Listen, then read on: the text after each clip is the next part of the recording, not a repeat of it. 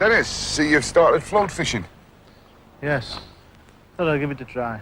It's the one method that I think every kid who ever starts fishing starts on. Where you've got your rod, you've got a reel, you've got using a fixed spool, really. You could use a centre pin or whatever you wanted. But basically, the only difference is you're using what you call a waggler float. That's right, yeah. Tell us about a waggler float. What's the difference between a normal float a kid would use or you would use for float fishing and a waggler? Well, a waggler float is a term given to a float that is used bottom end only. That means your line goes through the bottom end of the float? Yeah, either through an eye or through an interchangeable float adapter. How would you tell you had a bait? I know if it went under the water, but there are other ways of telling you've got a bait, because you get different baits, don't you, when you're fishing on the bottom?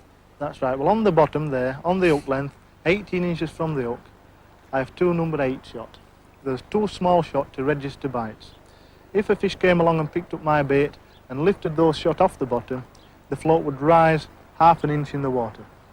If I saw the white band just below the blaze colour rise, I would strike, knowing that a fish had lifted that bait.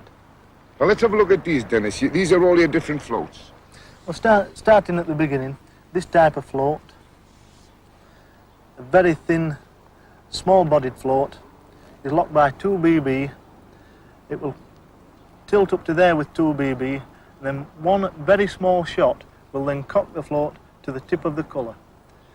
I would use this float if fish were taken on the drop, small fish, and one small shot held up by a fish would register a lift bite which would be clearly seen.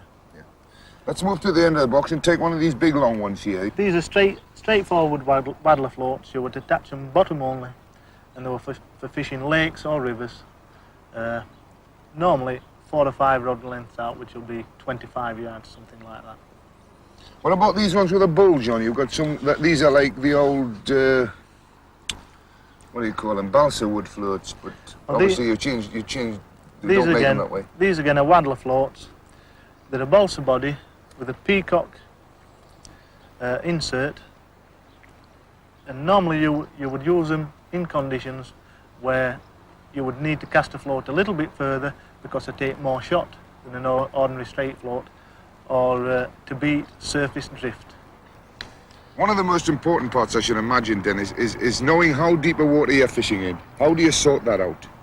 Well, we have what they call a plummet jack. This is an heavy lead weight with an eye in one end and a piece of cork squeezed into the bottom end. If you'd like to have a look at that, Jack. I can see the piece of cork in the eye. I should imagine you go through that and into the cork. That's right. Yeah. So I'll just thread that in. The hook point is squeezed into the cork. You set the float to the depth that you think might be correct, and then you're holding the lead weight, you gently swing the lead into the position where you want to fish. If the float sinks, you're fishing too shallow, as has happened. So you must add depth, you must increase the depth of your float. That you're fishing, yeah. Until your float starts to show on the surface. You can gently ease up and you will feel the lead weight come off the bottom or land on the bottom.